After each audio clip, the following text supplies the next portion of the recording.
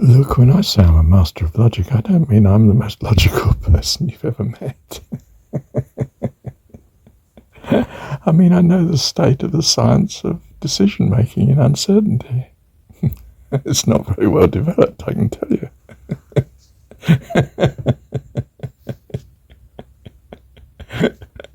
I'm a master of childishness. Well, gonna treat him as guru. Good luck to that, mate. You'll need it.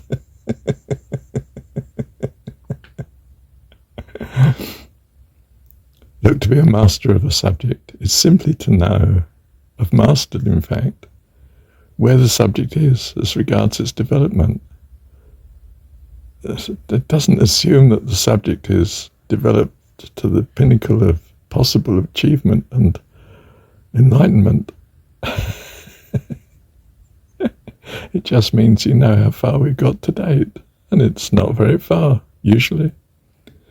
And you know it's not very far because every few years we completely revise the structure of the understanding of what we're at.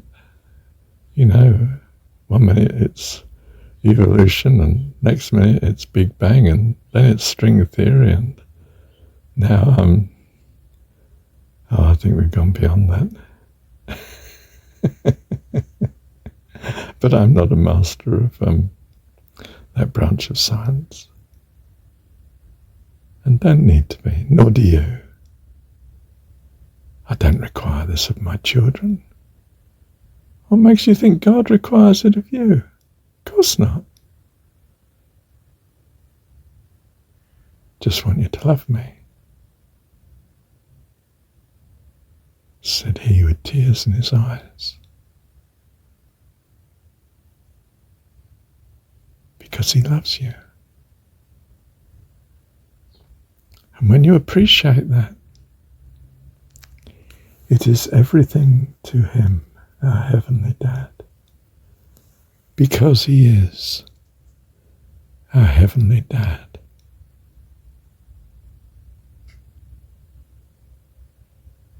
That's what I choose to believe. What do you choose to believe? Are you rational about it? Do you choose to believe that which will give you what you want or what you don't want for eternity? Are you mad? Hey, come on. Wake up.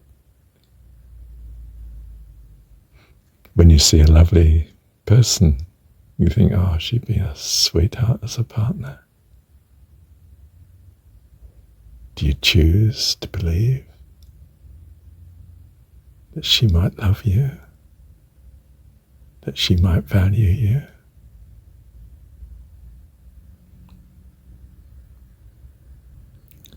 I think so. You see, we know how to trust. We know how to love.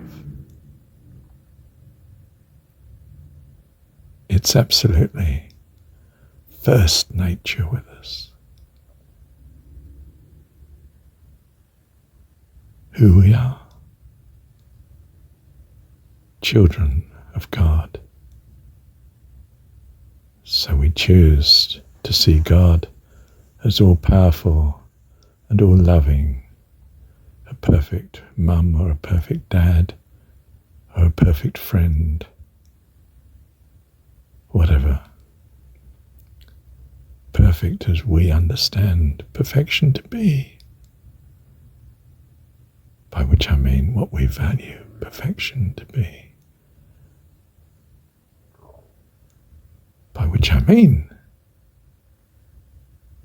what we value. You're going to trust in that, or you're trusting in your annihilation. That's madness. I'm come that you might have life, and have it more abundantly, not less.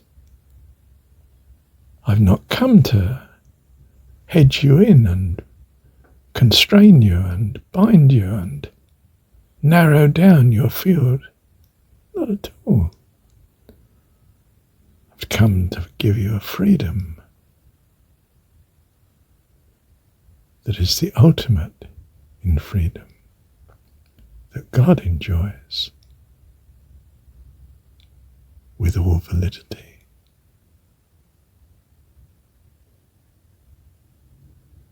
That's what God gives to us. That's what we have in eternity already. We are just going through a process of what we would see as the birth of such in our dimensions and domain here on the earth, in the material universe of the transitory. But in the eternal, that's who you are already.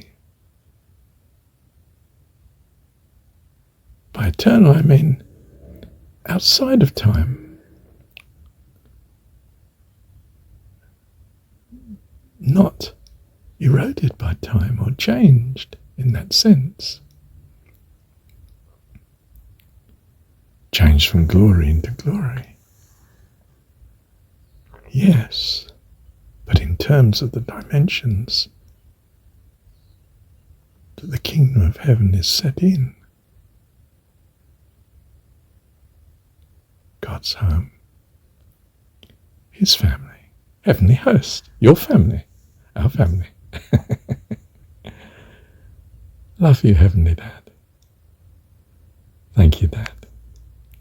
So you see, we do know how to love and how to trust, but we're not very good at choosing the object of such. And most of mankind chooses someone else's idea of what's best. You know, the current religion or the state's view or parents' view or what we think according to what we make of Scripture, the Scripture's view. Oh dear. Thou shalt love the Lord thy God with all thy heart, soul, mind and strength. This was Jesus' story view of what the religion should have been about.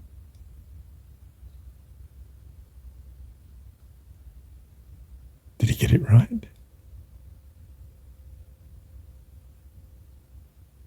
Oh, it depends what God is.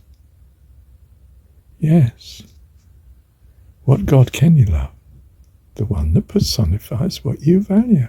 You value. Thou shalt love the Lord thy God, your God, thy God. Not some imposition from somewhere else. Yours.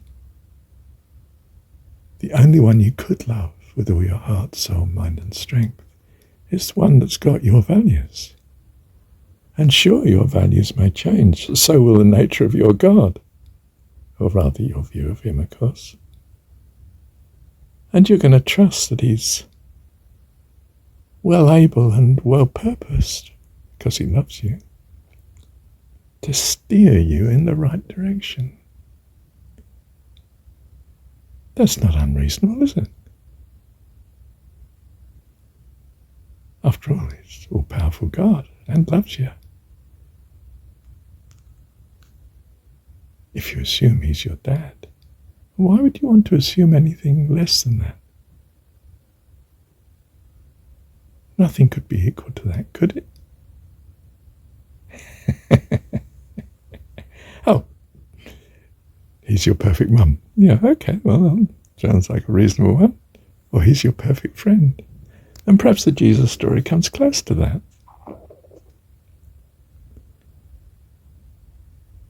Yeah, you know, I mean, well, one thing, gentle Jesus is not the macho male figure that the male could be, is he? I don't mean he's effeminate either. It's something else, isn't he? Something, I guess, that personifies in story form the ideal qualities of mankind, including women in that defined phrase, you understand?